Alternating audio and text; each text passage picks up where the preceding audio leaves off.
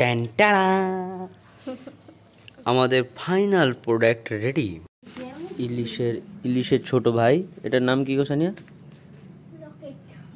আর একটা কি বলে যেন, পটল ইলিশ।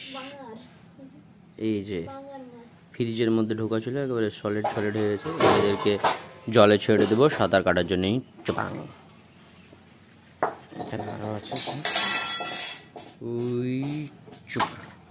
মাছ হেলছে, দেখো মাছ হেলছে, দেখবা মাছ হেলবে, দেখবা একেবারে হাড়ের মতো শক্ত হয়ে আছে। দেখো এই ফ্রিজের মধ্যে ছিল।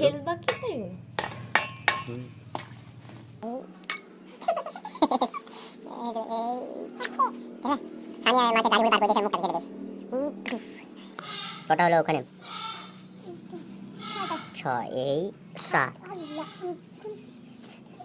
এখানে 3টা একসাথে জোড়া লেগে গেছে। এখানে এরা 3 ভাই একসঙ্গে জোড়া লেগে গেছে। এই যে এই শাবাশ, জলে ছাড়ার পরেও হাড় হয়ে আছে। এইগুলোকে ভাজা হবে, ভেজে লেবু দিয়ে মরিচ দিয়ে একেবারে ঝাল করে খাবো। ঝাল করে বানাবা, হ্যাঁ শুধু লেবু দেবে, এটা ঝাল যেন হয়, বেশি লবণ যেন হয়। ঠিক আছে, হ্যাঁ তো বেশি লবণ দেবে না, একেবারে ঝাল করে বানাবা। উপর থেকে লেবু চিপকে দিয়ে যাবতীয় মশলা দেওয়া হয়ে গেছে। ম্যারিনেট করার জন্য যা কিছু প্রয়োজন সব কিছু মশলা এখানে দেওয়া হয়ে গেছে। এবার ওটাকে মাখিয়ে নিতে হবে। ভয় লাগছে, অনেক পরিমাণে মরিচ আছে, হাত দিলেই হাত জ্বলে। তারপরেও দিচ্ছি, আমার বউ শয়তান।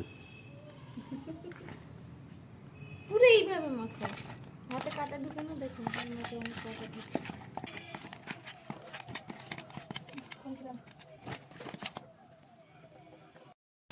ফ্রাই চলছে মাছ।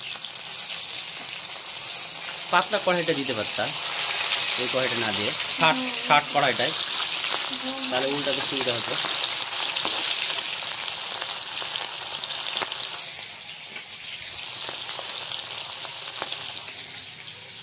ট্যান্টাড়া আমাদের ফাইনাল প্রোডাক্ট রেডি। এটাকে কি বলে? Fish fry. হ্যাঁ, মাছ ভাজা, একেবারে ঝকঝক করছে, সেই লাগবে টেস্টি। মাছগুলো আমাদের দিকে তাকাচ্ছে, আমরা মাছের দিকে, আর দুটো লঙ্কাও তাকাচ্ছে। এদিকে লেবু আছে, এদিকে পেঁয়াজ আছে, সেই লাগবে খেতে। তো টাটা বাই বাই, এখন আমরা খাবো মাছ ভাজা। ভালো লাগলে যাও বাজার, মাছ কিনে নিয়ে এসো, এইভাবে বানিয়ে খাও। আমাদের এগুলোতে লোভ লাগিও না। Tata bye bye.